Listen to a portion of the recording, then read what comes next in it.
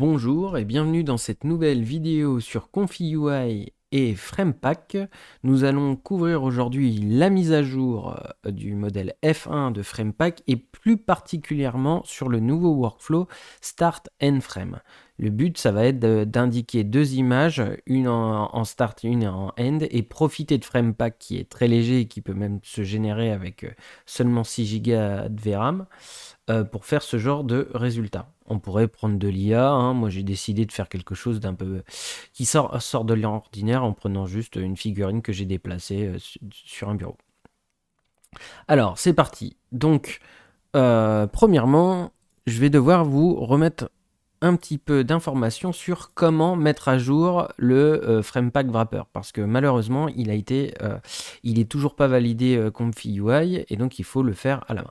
Donc premièrement, ce qu'on fait, c'est qu'on va dans Custom Node, ici, voilà, et on va supprimer notre dossier FramePack Wrapper. Dans le même temps, on va aller dans Code, faire clone sur la page de GitHub du Custom Node. Ensuite, je retourne dans ici, je fais CMD, et là je fais git clone, et clic droit, hop, voilà, et je tape le chemin, je fais rentrer.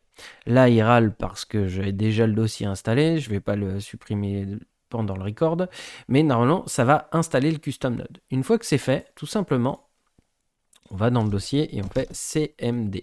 Ah, j'ai raté, CMD, voilà.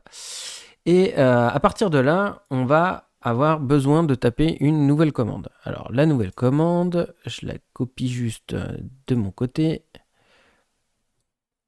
Elle n'est pas trop dure. En fait, on va juste faire pip install-r requirements.txt. Alors, peut-être que ça va pas marcher. Vous aurez peut-être un conflit Python 3 et Python 2, et donc du coup, il suffira juste de mettre un 3 devant le pip et faire entrer. Donc, si vous avez un problème avec le pip classique, essayez pip 3, et après, c'est bon, ça sera installé. Évidemment, on redémarre son config, et c'est parti. Alors, qu'est-ce qu'il y a à savoir dedans? Vous irez récupérer, il y aura le lien dans la description aussi, le nouveau modèle ici, FramePack F1. Donc, pour vous donner, je vous montre un petit coup la page. Voilà, ici. Et donc, du coup, vous avez un qui est plus lourd que l'autre. Moi, là, je tourne avec du FP8, donc c'est un peu moins qualitatif, mais ça marche très très bien. Et puis, si vous êtes plus gourmand, vous pouvez toujours utiliser celui-là. Alors, on pense bien avoir les dépendances qu'on avait téléchargées lors de la dernière vidéo sur FramePack, c'est important. Et sinon, au niveau du setup, c'est à peu près comme la dernière fois. Par contre, il y a deux zones, là, le Start Image et le End Image. Donc, tous deux vont rentrer dans Start Latent et End Latent.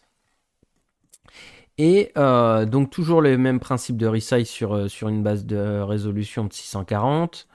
Donc tout ça, je vous laisse setuper. À savoir que ici, on a déjà utilisé le clip vision pour du Redux. C'est le même principe. Là, j'ai mis en on plutôt qu'en center. Ça me permet d'être sûr qu'il n'y aura pas de crop en interne.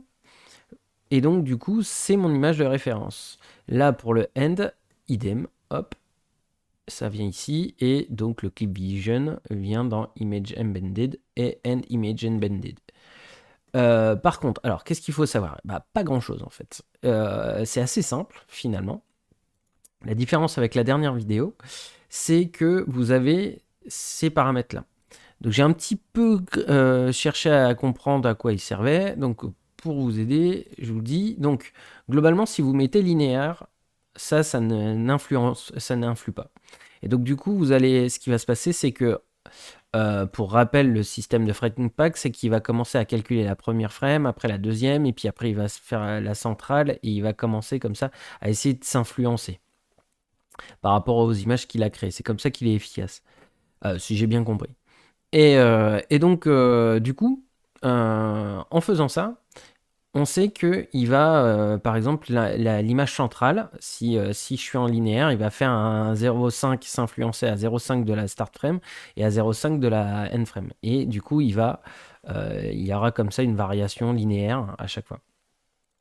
Si on est en weight average, weighted average, là, en fait, on va pouvoir gérer pour dire que globalement, il s'influence plus de la première frame ou de la dernière frame. Donc ça va de 0 à 1 et ça va pousser le poids soit sur la première, soit sur la dernière. Et donc ça va influencer la trajectoire et l'animation qui est générée automatiquement par FramePack. Bon, à savoir que effectivement, vu que moi j'ai du tickage, j'ai un step qui est à 20, c'est plutôt léger, donc j'ai pas une qualité extraordinaire. Ce que je peux dire aussi, c'est que le fait d'avoir pris 2 photos et que mon point comment mon point de netteté a changé, c'était intéressant parce qu'il a bien fait une animation de mon point de netteté. Par contre, c'est vrai que c'est un petit peu flou à mon goût. On a aussi réduit drastiquement la résolution. Il faudrait upscaler. Qu'est-ce que je peux dire d'autre pour critiquer un peu cette image qui pourrait être intéressant? Je dirais que du coup, oui, si je coupais le tickage par exemple, je devrais avoir des pieds comme ça qui soient un peu plus nets au niveau du mouvement. Mais fatalement, je dirais qu'on multiplie en moyenne par 4 le temps de rendu si on décoche le tickage. Donc, c'est vachement bien de tester d'abord le seed et voir si le seed nous plaît, et après décocher le tickage si on veut une image vraiment clean. Il n'y a pas tant de variation que ça. Mais évidemment, comme c'est FramePack qui fait l'interpolation, je vous invite à générer plusieurs vidéos pour avoir un site qui vous paraît correct par rapport à ce que vous cherchez à avoir. Et puis voilà, c'est tout pour cette vidéo sur FramePack. Amusez-vous bien.